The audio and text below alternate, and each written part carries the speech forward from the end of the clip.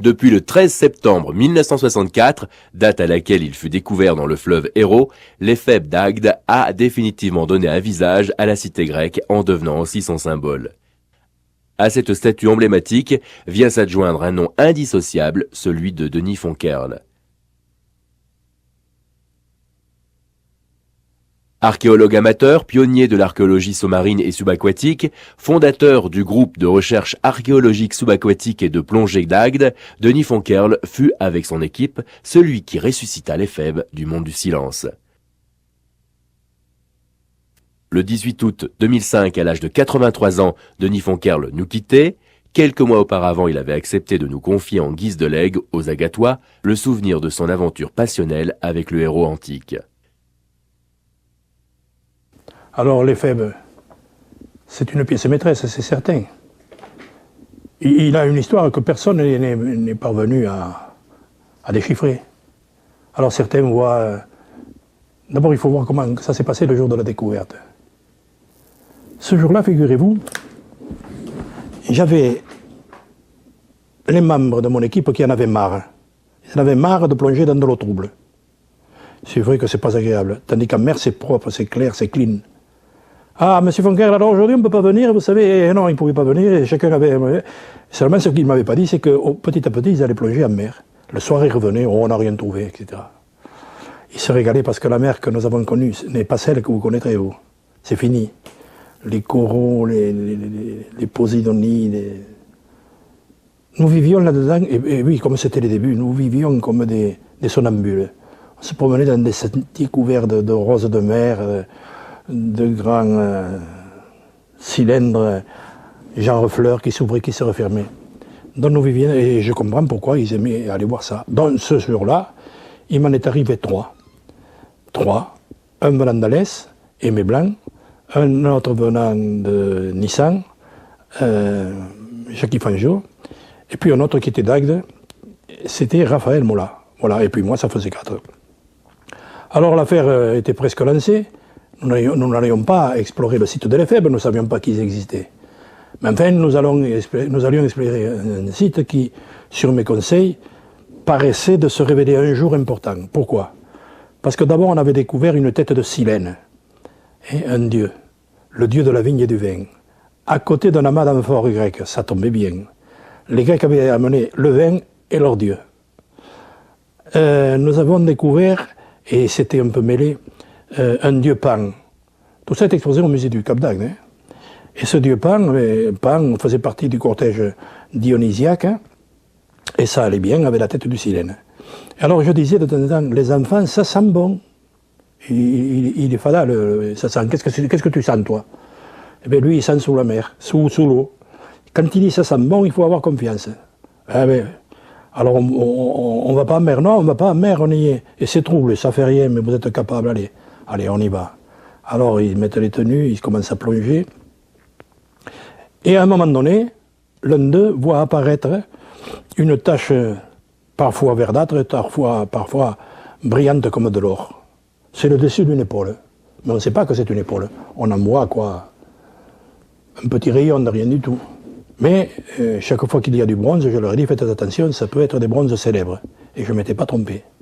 Alors ils commencent à fouiller tout autour, et voilà qu'insensiblement, cette tache s'agrandit, le bronze est solide, puis on voit des espèces de choses qu'on ne comprend pas au début, et c'est un drapé, puis un avant-bras qui s'avance, et finalement, à force de fouiller, apparaît cette tête d'ange, c'est le coup de le dire, merveilleux, qui nous regarde et qui fait que, alors là, on passe des bouteilles de plongée tant qu'on peut, on va en chercher, on revient, on s'étouffe, on tombe, on boit, et dire quand je pense, il y en a qui disaient que nous sommes que 3. Hein? Eh bien oui, mais c'est comme ça les choses. Et à un moment donné, il apparaît, il monte à la surface. Hein. Et là, c'est, dans les 10 minutes qui ont suivi, je ne pourrais pas dire que tout Agde, mais enfin qu'une population entière, par le bouche à oreille, est descendu là autour de l'Éphèbe, on étouffe, on est au milieu, on tâche parce que tout le monde veut le toucher. Alors, puis les touristes qui arrivent, il y en a un qui dit, c'est Poséidon, non, non, c'est ceci, l'autre, c'est cela. Moi, la tête m'entourne d'entendre tout ça. Et puis, il faut le protéger, je l'ai dit. Donc, la première des choses qu'on fait, je le monte dans ma vieille camionnette, je le mets à l'arrière, et je pense aller chez moi où nous allons faire tout ce qu'il faut pour l'entretenir et pour surtout que l'air ne commence pas à faire son travail.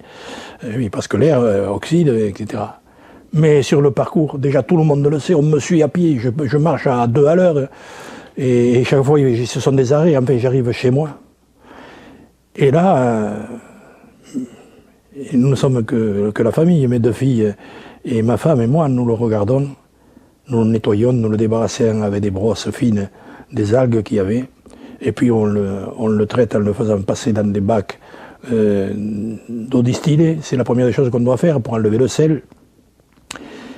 Et je vais attendre que la foule s'écoule avant de l'amener à ce dépôt que nous avions créé, et qui était, on l'appelait le décor d'Ali Baba. Et là, alors, vous aviez, au milieu de tout ça, il trônait. Voilà, alors là, il va avoir une aventure rocambolesque. Le lendemain arrive un inspecteur des fouilles de Marseille, envoyé par Marseille, qui nous l'enlève des mains comme ça. Heureusement que je lui ai fait signer qu'il l'emportait, mais ils sont passés par-dessus tout, quoi. Il l'amène soi-disant pour l'entretenir, pour le mettre... 4 mois plus tard, je suis allé le voir, il était toujours sur une toile de sac humide, toute mouillée, dans un placard, là, il attendait. Enfin, finalement, c'est le musée du Louvre qui va s'en occuper, qui le prendra, puis qui le confiera au centre de sidérurgie des métaux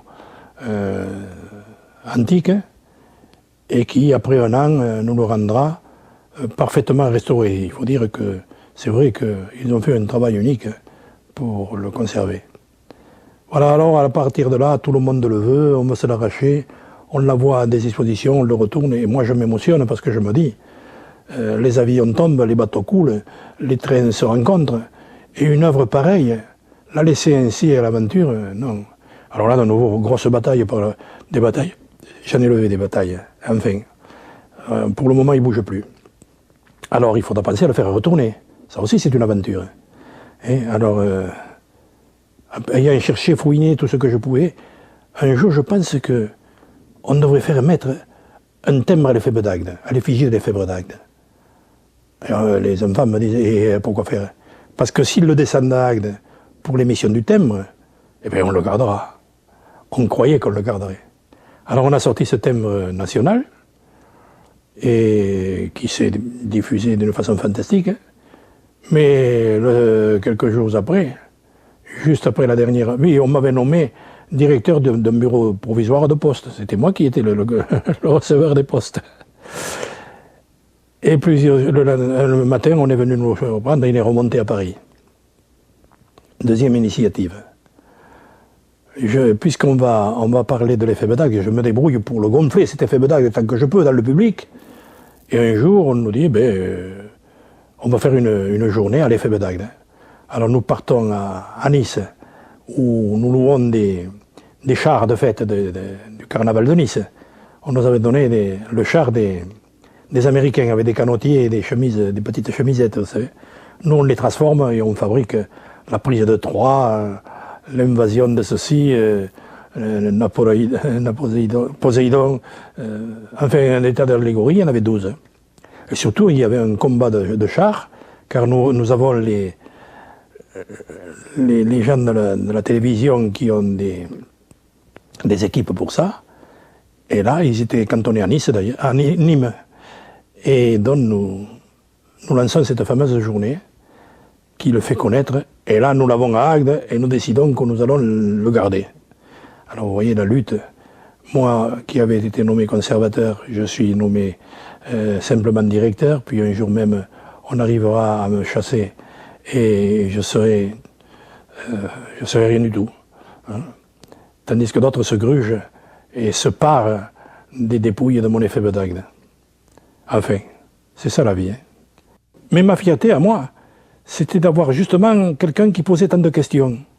Et celui qui le résoudrait, ce serait formidable. Alors je me lance dans la recherche d'identité de l'éphèbe d'Agde. C'est un soldat, je viens de le dire. Oui, mais il pourrait être dans les rangs. Et non, c'est pas en arborant sur lui tout ce qu'il présente. Il porte la chlamyde. Mais la chlamyde, c'est le court vêtement grec que l'on jette, soi-disant négligemment quand on le regarde. On voit que tout ce drapé est étudié, il y a même des servants. Et la race majestueuse, il n'y a qu'un dynaste qui peut le porter. Sur le front, il a une idée par rapport à la chevelure torsadée de corne taurine. Et oui, quand vous regardez toutes ces statues de dieux cornus, dont certaines sont au Vatican, eh bien, on voit qu'ils veulent marquer leur passage sur Terre par quelque chose de formidable, où ils sont forts, où ils sont imaginatifs, où ils sont arrivés enfin au fait de l'aristocratie. Lui le porte. Il porte la couronne, appelée résille, constituée par un enroulement de bandelettes que les vierges offraient à leur souverain. Il la porte. Donc, ma fierté, moi, c'est d'avoir découvert quelque chose comme ça, pas beau. Il est beau, oui, mais c'est pas ça qui compte pour moi. Être fier de pouvoir un jour dire l'éphèbe, c'est ça, et c'est ma théorie, c'est ma thèse, dans mon livre, dans le livre que je publie. L'éphèbe, certainement, le dynaste qui a... Ben oui, pour quelle raison? Parce qu'il le sait ce qu'il a. Il a une ville fantastique. Il a un port. Il vigile sur les côtes. Personne ne peut passer sans l'autorisation du dynaste. Il est le verrou qui ferme l'Hérault. On ne peut pas monter vers les Cévennes pour chercher de l'or, de l'argent, du cuivre, du plomb, etc., etc. Et tant d'autres choses encore. Si le monarque d'Agde n'ouvre pas le verrou, on ne peut pas traverser de l'autre côté. Pourquoi y faire? Pour aller chercher de l'or de nouveau, soit en partant sur la gauche vers l'Espagne, l'Eldorado d'or de l'Espagne est connu dans l'Antiquité, ou bien traverser la France en diagonale, et par la Garonne, déboucher sur l'océan, et là un peu bifurquer vers la droite, et arriver aux îles britanniques de l'époque, et là on ramène de l'étain. Or l'étain mélangé au cuivre cévenol vous donne le bronze. Et comme ces Grecs avaient besoin de bronze pour leurs armes, pour tout ce qu'ils avaient, l'artillerie de guerre, quoi. Eh bien, voilà, l'éphèbe, pour moi, l'éphèbe est le roi d'Agde. Oh, mes projets maintenant, c'est de finir tranquille, j'en ai assez fait. Hein. S'il y en a d'autres plus qualifiés que moi, qui puissent faire autant de travail que j'ai fait avec peu de moyens, eh bien, mon Dieu, franchement, je serai le premier à le féliciter. Mais il y a longtemps que je le cherche. Vous savez qu'il y a longtemps que je veux me faire remplacer. Croyez-moi, c'est sincère. Hein. Je pourrais me laisser... Je suis poète. Hein. Je suis membre de la société d'auteur-compositeur. Je fais des vers, je fais des chansons, qui sont homologuées d'ailleurs. Eh bien, qu'on me laisse ça. Place aux jeunes. Moi, je veux que des jeunes, mais pas des gasters. Voilà. Il faudra qu'un jour, peut-être, encore que... Vous savez, l'argent est sous toutes ces choses-là. Hein. On voit quels scandales de nos jours ressortent par des gens qui ont des postes formidables. Non, je ne pense pas qu'il y ait un moyen de... Non, je ne suis pas déçu, c'est pas vrai. Je ne suis pas déçu puisque j'ai accompli une bonne tâche. Et j'en suis fier de ma tâche. Et de celle de mes amis, hein. Je ne suis jamais seul là-dedans. Mais enfin, je ne voudrais pas que d'autres s'accaparent tout, au détriment de certains qui vraiment ont fait tout ce qu'ils ont pu pour que l'histoire de leur pays reste dans leur pays. Ce qu'il y a d'intéressant à Agde, et c'est unique et on ne le signale pas assez, c'est que Agde est un musée de sites.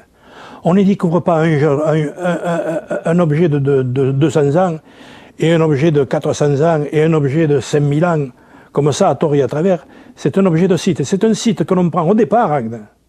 Au début, je l'ai dit, au début du Paléolithique, ou du moins à la fin du Paléolithique, qui traversera tout le Néolithique, qui passera par l'histoire, la proto-histoire, l'époque du Moyen-Âge et tout.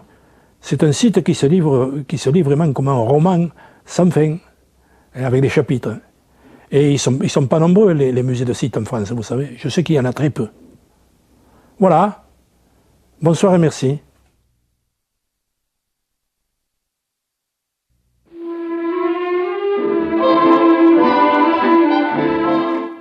Il semble que le proverbe qui dit que nul n'est prophète en son pays soit la règle ici en pays agatois, tout comme ailleurs, Privé ainsi de toute reconnaissance qu'il attendait de son vivant, Denis Fonquerle laisse cependant aux Agatois plus qu'une effigie de bronze, mais également une page supplémentaire au grand livre d'histoire de la vieille cité grecque.